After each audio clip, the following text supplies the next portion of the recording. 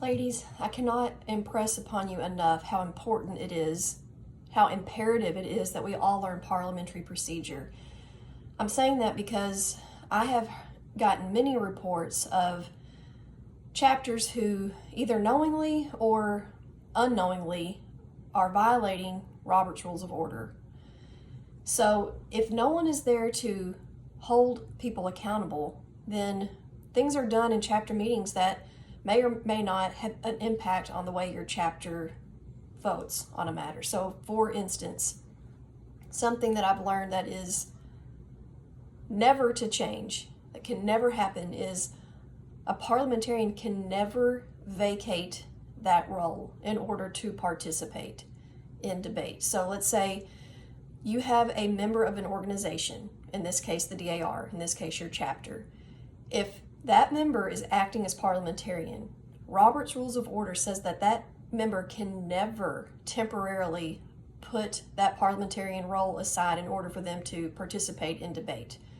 And it even goes further to say that if you're unwilling to do this, if you're unwilling to set your rights aside as a member in order to be parliamentarian, you do not need to take on that role of parliamentarian.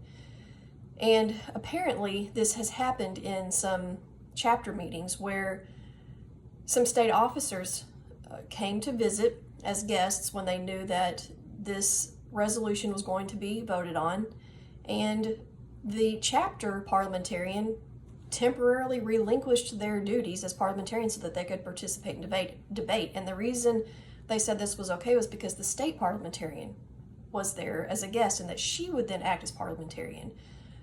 This is a violation. That is not something that should have been done. So it's troubling in a couple of ways. It's troubling that either the state parliamentarian didn't know this or she knew it and willfully violated the rules. So I don't know if that would have swayed the vote in one way or the other, but the idea is that the parliamentarian holds so much weight in your chapter, they're seen as a position of authority, essentially, that they are to be seen as impartial. They're there just to make sure that the rules are followed. So when that happened, who knows if that swayed the outcome of the vote. Also, regents are to remain impartial. They are to make sure that members understand both sides of the issue, but they're to remain impartial.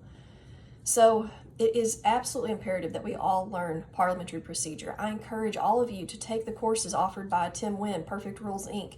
He has a course that's relatively short. It's a little over 2 hours. It's relatively inexpensive. You'll learn a lot. You'll learn the basics. But one thing you need to understand, and we all need to reorient the way that we think about the National Society of the DAR. The National Society of the DAR is made up of the rank and file members like you and me. We are the superior body. The whole 190,000 members make up the society, the assembly. We are the superior body.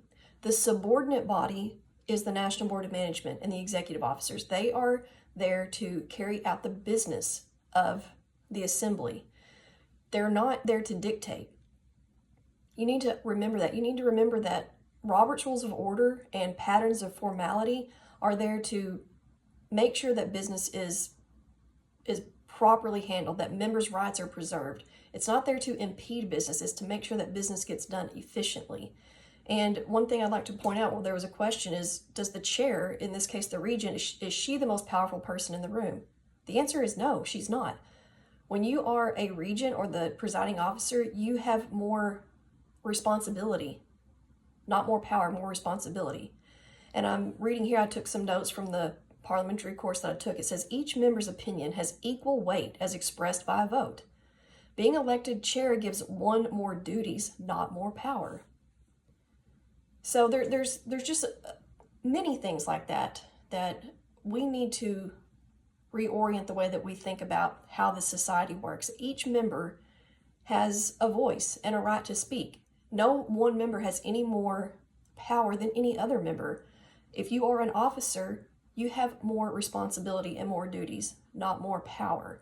So ladies, I really encourage you to learn Robert's Rules of Order, take parliamentary procedure courses, read our bylaws, and be prepared to challenge if someone either unknowingly violates the rules or maybe they are just seeing what they can get away with. I have been told that a lot of times people will try to get away with what they can. And the fact of the matter is they can if we don't understand the rules and if we're not there to hold them accountable.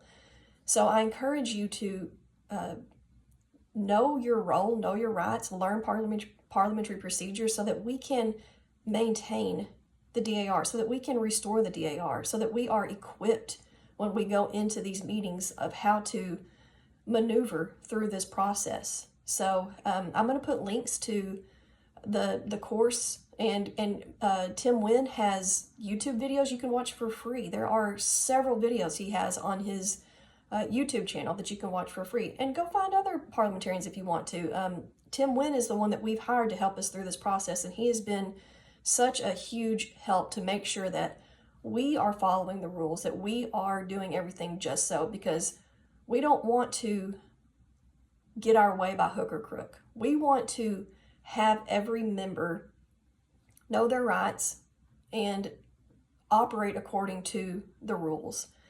And I'll say this, I've been chatting with many members across the country.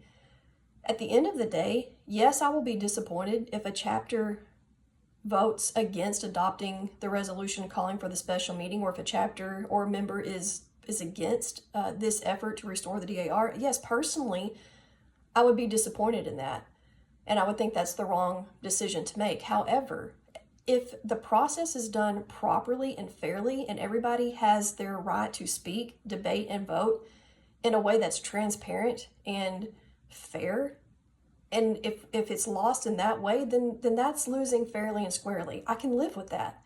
It's whenever people are violating the rules and winning by cheating or violating the rules that I can't abide. That's why I want everyone to know their rights and have a fair debate. If we lose fairly and squarely, that's one thing. But if we lose because the other side has violated the rules, that's not okay. So ladies, please learn parliamentary procedure.